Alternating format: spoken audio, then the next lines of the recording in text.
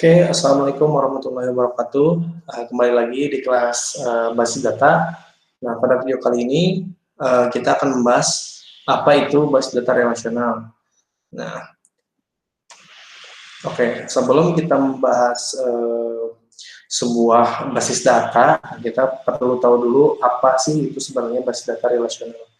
Nah, basis data relasional menggunakan tabel dua dimensi, di mana setiap tabel terdiri dari basis data atau rows ya. Jadi teman-teman bisa lihat di sini ada baris, nah dan kolom atau field. Nah, dalam kehidupan sehari-hari sebenarnya kita itu sudah memakai data basis data relasional dalam kehidupan sehari-hari ya. Dalam itu pencatatan data dan lain sebagainya. Nah, jadi model rasional ini jadi lebih mudah gitu diterapkan dibandingkan dengan model basis data lainnya ya. Misalnya seperti basis data hierarki dan sebagainya. Selanjutnya kita akan masuk saja langsung ke contoh. Nah, untuk mengilustrasikan model data relasional secara lebih nyata, berikut ini kita akan ambil contoh basis data sederhana aja yang berkaitan dengan perguruan tinggi atau kampus kita. Nah, kita sebut saja basis data akademik. Kita anggap saja datanya sudah ada di sini. Contoh basis data akademik ini. Basis data yang akan kita contohkan itu terdiri dari 3 tabel, yaitu ada tabel mahasiswa, tabel dosen, dan tabel kuliah. Nah, cukup 3 aja ya untuk contohnya. Oke, yang pertama ini contoh data dan tabel. Nah, pada yang pertama yaitu ada data mahasiswa. Nah, data mahasiswa ini ada terdiri dari beberapa kolom ya di sini. Ada NIM, ada nama mahasiswa, ada alamat, ada tanggal lahir. Dan kita mempunyai beberapa rows di sini, ada 3. Nah, lalu kita convert data mahasiswa ini ke dalam tabel mahasiswa. Nah, ini adalah keterangan tabel mahasiswa. Yang pertama itu nama kolomnya. Di sini ada NIM, nama mahasiswa, alamat mahasiswa, tanggal lahir. Nah, kenapa saya menggunakan underscore seperti ini? Ini untuk penamaan nantinya di tabel ya, nantinya di kolomnya. Nah, tapi bebas teman-teman mau menggunakan misalnya nama aja ataupun alamat aja, itu nggak masalah. Ini untuk hanya untuk memperjelas aja gitu. Tapi ya yang penting nama kolom ini nantinya kalau misalnya udah semakin besar ya database-nya, ya kita harus menamainya dengan detail gitu ya, agar kita ingat juga nanti untuk pemanggilan query dan lain sebagainya. Nah, di sini ada tipe data. Untuk tipe data NIM ini bisa kita pakai integer ataupun varchar. Nah, bedanya apa? Kalau misalnya kita pakai integer, itu nantinya akan berupa angka aja, dan angka ini juga nantinya kalau misalnya integer itu bisa kita olah atau operasi. Kita membuat suatu operasi ya dengan integer gitu. Nah, kalau misalnya varchar itu variabel karakter, jadi hanya karakter saja gitu ya. Nah, juga selain varchar itu ada char juga gitu. Kalau misalnya teman-teman lihat tipe data. Nah, kalau misalnya char dan varchar apa sih bedanya? Nah, kalau misalnya varchar kita bahas dulu. Nah, yang lebar ini di sini ada kita kasih karakter varchar 5, ada 30, 60, 8. Nah, ini sesuaikan dengan kebutuhan teman-teman ya. Gitu. Jadi jangan terlalu banyak, jangan terlalu sedikit. Jadi sesuai dengan kebutuhan teman-teman aja gitu. Nah, misalnya yang kenapa kita pakai varchar? Kalau misalnya varchar itu, kalau misalnya barnya 30, tapi yang dipakainya itu misalnya nama mahasiswa ini cuma Budi doang gitu, misalnya. Nah, itu akan dipakainya ya 4 karakter gitu, nggak akan lebih. Kalau misalnya char itu kalau misalnya 30 ya harus 30 karakter gitu. Nah, itu bedanya ya untuk varchar dan char. Nah, selain itu ada tipe data date dan lain-lain. Nah, di sini ada keterangan-keterangannya, nomor induk, nama mahasiswa, alamat, dan tanggal. Oke, selanjutnya kita ada data dosen. Nah, data dosen ini kita kasih 3 kolom aja. Di sini ada NIDN, ada nama dosen, ada alamat. Nah, untuk NIDN kita pakai NIDN di sini. Nah, untuk nanti di SQL dan lain-lain, di SQL dan lain-lain itu sintaksis ini tuh mempengaruhi ya. Jadi teman-teman kalau misalnya mau gede, mau kecil-kecil gitu ya. Nah, terus di tipe data juga kita pakai varchar juga untuk saat ini. Jadi kalau misalnya teman-teman mau mencoba pakai integer boleh, silahkan. Jadi untuk saat ini kita pakai coba-coba di varchar aja. Selanjutnya ada data kuliah atau mata kuliah. Di sini kita punya 4 kolom, ada kode kuliah, ada nama kuliah, ada SKS, ada semester. Nah, di sini tipe datanya kode kuliah dan nama kuliah itu kita pakai varchar. Lebarnya ada 6, ada 30. Dan untuk SKS dan semester, kenapa kita pakai integer di sini dan nantinya untuk SKS itu kan nantinya akan ada penjumlahan ya. Untuk misalnya di programmingnya, misalnya sekarang semester 1, lalu semester berikutnya nambah semester 2, semester 3 gitu. Jadi nantinya ada looping dan lain sebagainya. Untuk semester juga sama ya. Nah, SKS kenapa lebarnya 3, ini 1. Nah, untuk SKS itu ada berapa karakter ya? Sekitar kalau SKS misalnya 144, ya kita kasih 3 aja. Kalau semester ya 1 sampai 8 gitu. Kecuali misalnya ya ada sampai semester 12, 20 ya, tapi udah DO sih ya. Kalau misalnya udah gitu. Kita kasih 2 aja, boleh. Nah, selanjutnya kita akan belajar perintah SQL dasar. Kita akan buat create, database, create tabel, insert tabel, select, update, dan lain-lain. Nah, untuk rekrutmennya, teman-teman siapkan aplikasi MySQL, ataupun teman-teman bisa langsung download SAM-nya aja. Di situ udah satu paket, ada MySQL, ada Apache, dan sebagainya. Terus kita akan belajar di command prompt atau CMD, ataupun yang mungkin pakai Linux ya pakai terminalnya, dan pakai macOS mungkin bisa pakai terminalnya. Oke, di sini kita akan mulai ya. Yang pertama teman-teman kita belajar dasar dulu. Teman-teman silakan buka SAM-nya. Nah, kalau misalnya udah berhasil terinstall, nanti teman-teman bisa lihat ya di sini ada Apache, ada MySQL, Avangila, Mercury, ada Tomcat ya. Di sini banyak banget kalau misalnya di SAM. Nah, kita hanya membutuhkan MySQL aja. Nah, jadi kita klik start MySQL-nya. Oke, sudah ya. Nah, pastikan MySQL-nya seperti ini. Oke, selanjutnya kita masuk ke directory MySQL di CMD. Jadi teman-teman bisa ketikkan CMD, lalu klik enter. Nah, sini kita sudah masuk ya. Nah, sudah masuk. Nah, tapi kita pengen ke directory MySQL. MySQL SAM itu adanya di directory C. Directory SAM itu adanya di directory C, jadi kita mundurkan di sini. Folder, masuk folder. Nah, itu kita change directory lagi ke SAM ya, lalu MySQL, lalu ada di enter.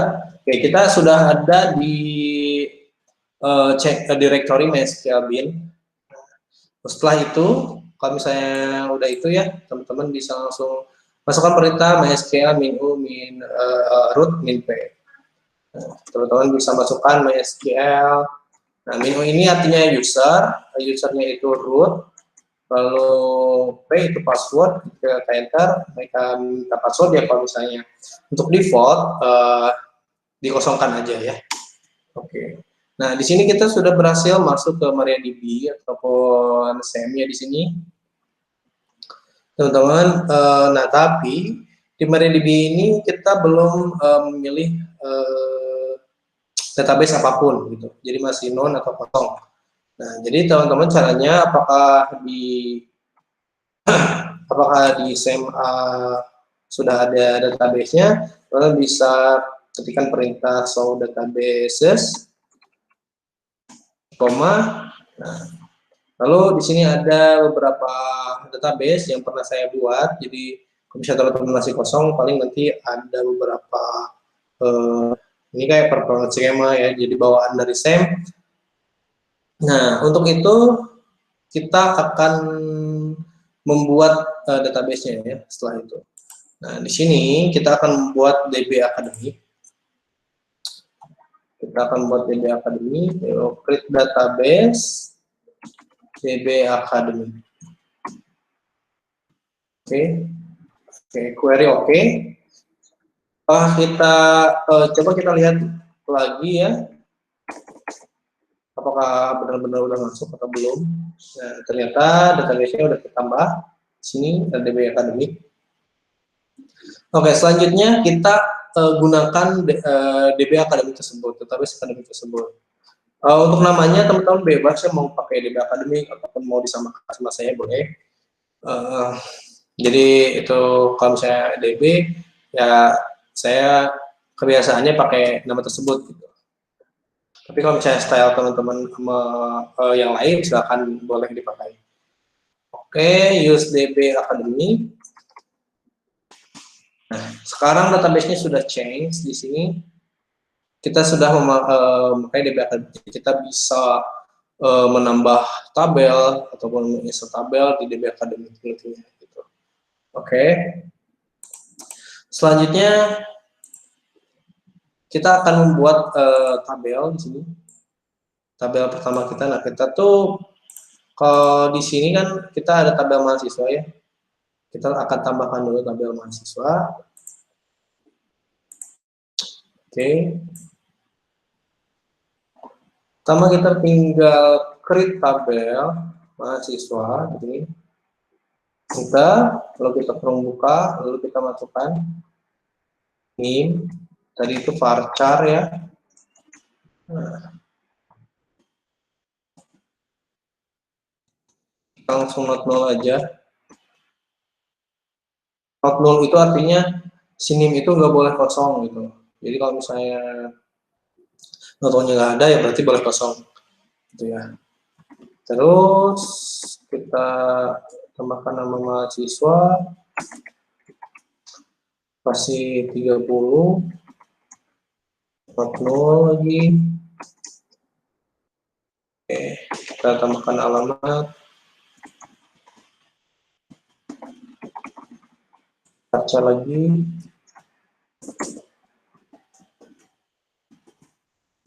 not null.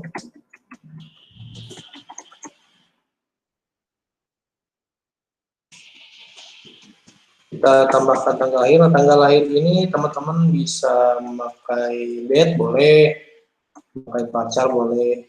Saya kalau misalnya yang mudahnya kita pakai pacar aja dulu. Kita tambahin sekitar 10 atau 20. Kita 10 aja. Lalu ya kita langsung buka. Oke. Nah, di sini query-nya oke, berarti artinya kita berhasil membuat tabel database ya. Nah, untuk melihat tabel database, kita tinggal show tables di sini. Nah, jadi di DB Academic ini kita sudah bisa menambahkan tabel mahasiswa ya. Nah, selanjutnya teman-teman bisa menambahkan record ya. To rows di sini teman-teman bisa menambahkan. Saya harusnya apa aja. Oke. Nah, pertama kita akan menginsert beberapa rows atau record ya ke dalam tabel database, ke dalam tabel mahasiswa. Nah, caranya teman-teman tinggal klik insert info.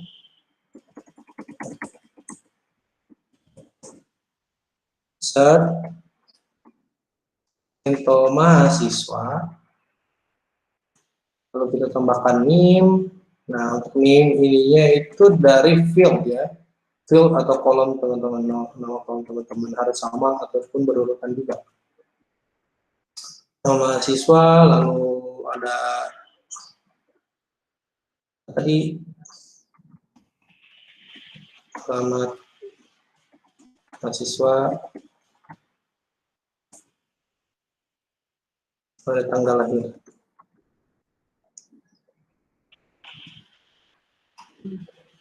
Oke. Lalu kita tambahkan value-nya atau nilainya. Karena di sini teman-teman bisa diantar dulu di sini. Lalu tambahkan value. Value-nya apa aja atau isi datanya mau apa aja gitu. Karena kita masih varchar di sini, ya kita tambahkan string-nya atau kutip artinya string. Nah, contohnya seperti ini. Lalu koma, masukkan lagi, lalu koma lagi, masukkan alamatnya, saat misalnya masukkan tanggal lahirnya. Karena kita tadi buat kayak varchar, jadi kita formatnya bebas ya. Kalau misalnya date, jadi formatnya seperti ini. Nah, kalau kita varchar, kita bebas ya, misalnya 2 Januari 1992. Nah, karena tadi 10 ya, kemungkinan nggak cukup. Jadi misalnya kita 02 Januari 1992. Seperti itu. Oke, di koma dan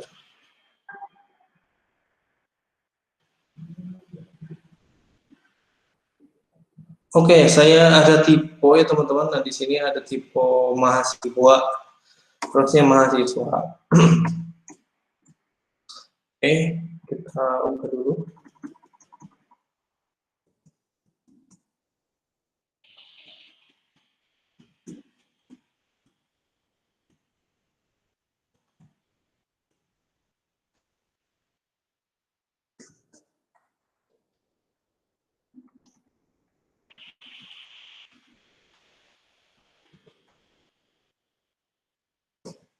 Oke, value.